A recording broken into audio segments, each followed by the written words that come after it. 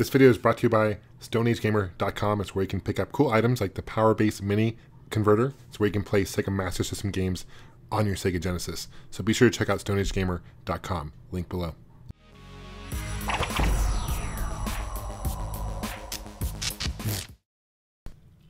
Hey guys, how's it going? This is John with Gamester81.com. This is a walkthrough of the Classic Gaming Expo Hall. It's a gaming convention that was held September 12th through 14th at the Riviera Hotel Casino in Las Vegas, Nevada.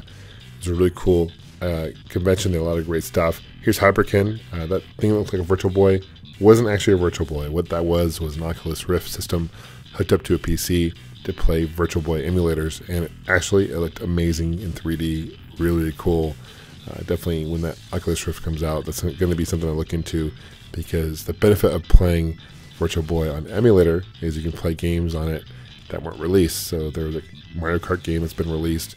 There's a Street Fighter 2 game that's been released for it, among others. So that's pretty sweet. Really excited about that. But there's Mel, good friend Mel. She's got some great artwork that she was selling here at the convention. A lot of the stuff, obviously, it's a Classic Gaming Expo, so you'd see a lot of classic games. So some of the vendors did have some Xbox One and PS4 games. There's Jason Heine, my good friend, also co-host Allgengamers. And here's our booth selling some games. I had my game for sale, had it on demo, had the old school TV hooked up to, playing the ColecoVision. Kind of found that a lot of people didn't have a ColecoVision, which is unfortunate, but we still sold a lot of games, and those who do have a ColecoVision spoke highly of it, so definitely underrated. Here's another vendor, had a lot of great system games for like TurboGrafx-16. There's a CDX right there, Rocky for the Sega Master System. And one thing, the vendor hall itself had about 30 to 35 vendors, which may seem a little small, but the vendors they did have were pretty cool. And the strongest points though for the convention overall were the arcade, which was pretty awesome, which I'll put a link to my walkthrough of the arcade. I put on my Gamester81 arcade channel because it's more relevant on that channel. And then also the video game museum, which is pretty sweet. That vendor, by the way, I just passed, was a Jaguar vendor right here, and he was selling a whole bunch of homebrew Jaguar games and Lynx games, not only for Kart, but for Jag CD.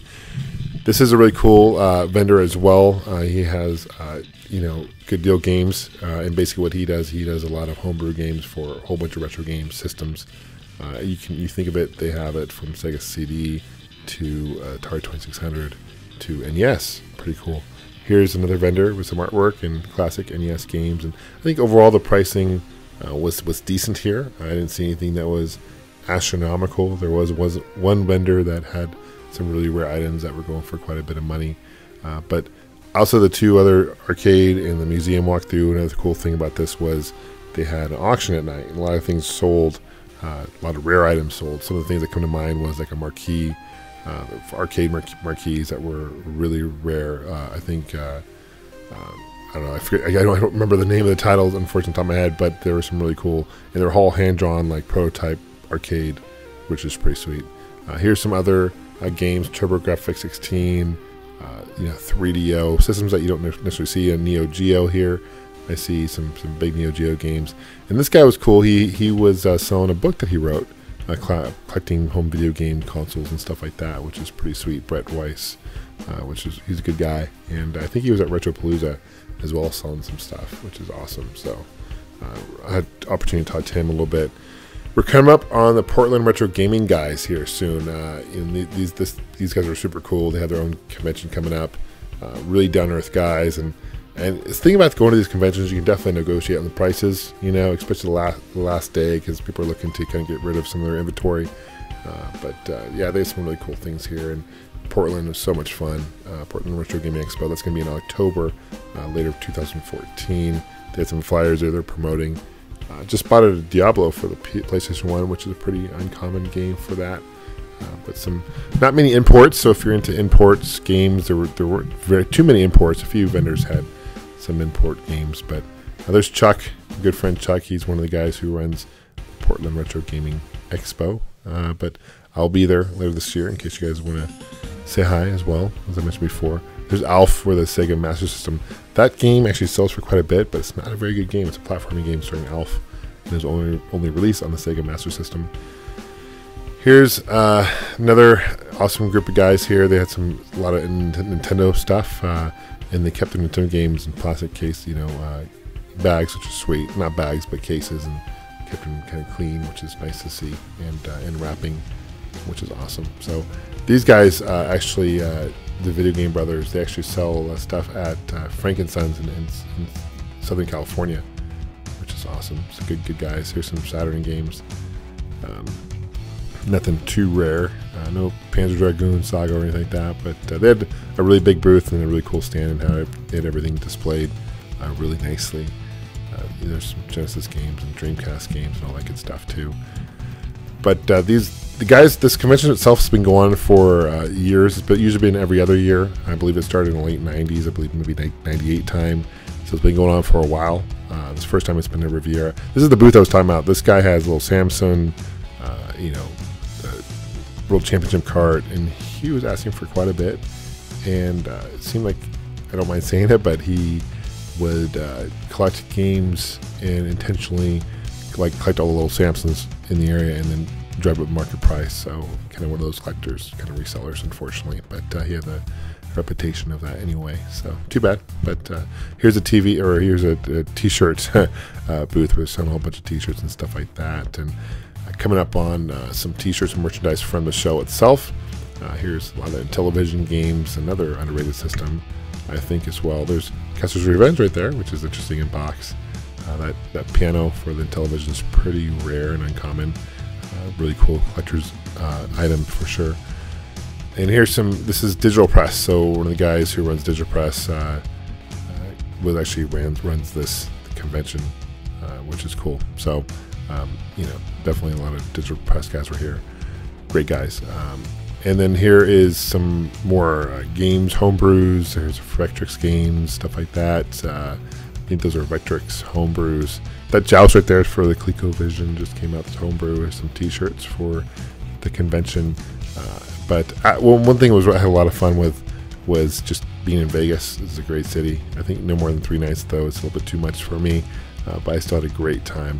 Retro Magazine was there. It's a great magazine. I really encourage you guys to check it out. These guys are helping run the show as well. So there's Mike, my buddy Mike, and he runs GameGavel.com. I have a podcast called Collector Visions as well, which we talk about ColecoVision and stuff like that, retro games. It's a monthly podcast. I'll put a link below if you guys are curious to hear that. It's with Mike, myself, and a good friend called, his name's Willie, which is a great guy, and he helps run the show as well. Here's the guy. This is Intellivision. This is the guy who actually owns the company now, and they had a Intellivision flashback that debuted here. What was cool here, they had a limited edition sleeve that you can see he's putting on there, and they had this Blue Sky crew that actually helped develop a lot of the Intellivision games, classic games, where they're signing it. So that was limited to 200 consoles. Pretty sweet. Retail for about $60, but it has 60 built-in games for the Intellivision. And there's Intellivisionaries, which is another great podcast focused on purely Intellivision. Here's a homebrew area for Intellivision games as well. So they had music playing the whole time. Here's another vendor with posters and other memorabilia and merchandise and stuff like that. Swag you can pick up.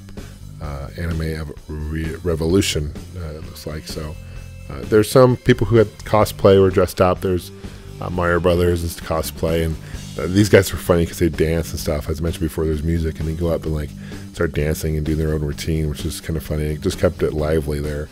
Here's Too Many Games were there. They had a booth. It's another convention East Coast, so they're promoting their convention out east, which I've never been to personally, but I heard really good things about it. Too Many Games. I think that's held in Philadelphia area. So if you live out east, definitely check that out as well. You can see the different ways people display their games. Some people have cardboard boxes. Some people, have shelves. It just kind of depends, but a lot of items to choose from for sure. The game repair. These guys are cool. They actually can fix games and systems and stuff like that. And some of these vendors were local, but they had some flyers and stuff, and got to talk to a lot of these guys. They're super cool. What else they have? The Sega Master System. Oh, it looks like they have Genesis games and stuff like that as well. Going to the last corner of the convention. This was a cool booth. They had a lot of cool stuff here. Box systems, some clone systems as well. There's a Intellivision and TurboGrafx 16 and box there I could spot. And this is a pretty popular thing. I ended up picking up a ColecoVision, like a roller controller from this guy, because he had a complete box. Give it to me for a good deal. So that was pretty sweet. And you can just see some. This is We Play Games in Las Vegas, or local, and this is really cool. This is Retrobit was there. They actually make very similar to Hyperkin. They make clone consoles. I did a review on that Retro Duo Portable. They were selling there. They have other clone systems they play, and they have everything hooked up and on display. But overall, a really fun convention. I definitely had a lot of fun. If you guys are available to hit up the next one, I believe it'll be next year. I'm not quite sure. It might be in 2 years. I don't know. I'd be surprised if it's not next year. Definitely check it out, because these are great conventions, great way to meet people. Let me know if you saw something you really like. Leave a comment below. Appreciate you guys watching. If you guys want to stay in touch, you can follow me on Facebook, Twitter, Instagram, as well as my website, Gamester81.com. Take care and happy gaming. Bye.